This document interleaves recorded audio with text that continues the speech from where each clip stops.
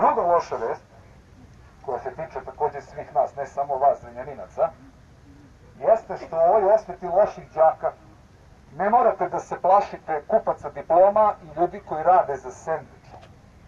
Morate da se plašite, odnosno da se pripremite za obračun sa ljudima koji ne rade za sendvič, nego rade sve ovo da ne bi morali da ih prave. Jer na to nam je društvo i država su pretvoreni. Glavni cilj osvete loših đaka je da se, pa znate kako, danas je reći nekome da je mediokritet pohvalno. Mediokritet je dovoljan 3. Znate, ovo nije mediokritet, ovo je vladavina organizovane kriminalne grupe i ja se bojim da na čelu ove zemlje imamo posla sa patologijom i sa dijagnozama, kliničkim dijagnozama.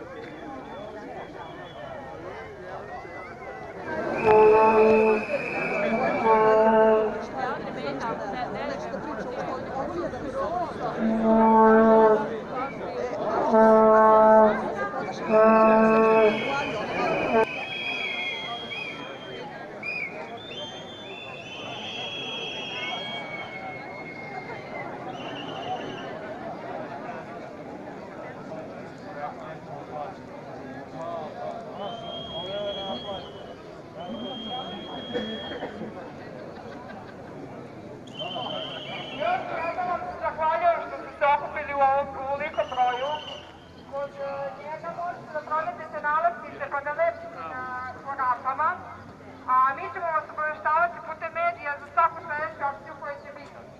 Hvala vam što se borite za vodu i što je voda zaista važna, jer ova voda nije dobra već 15 godina i mi moramo da uradimo nešto povodom toga. Ovo nije politika.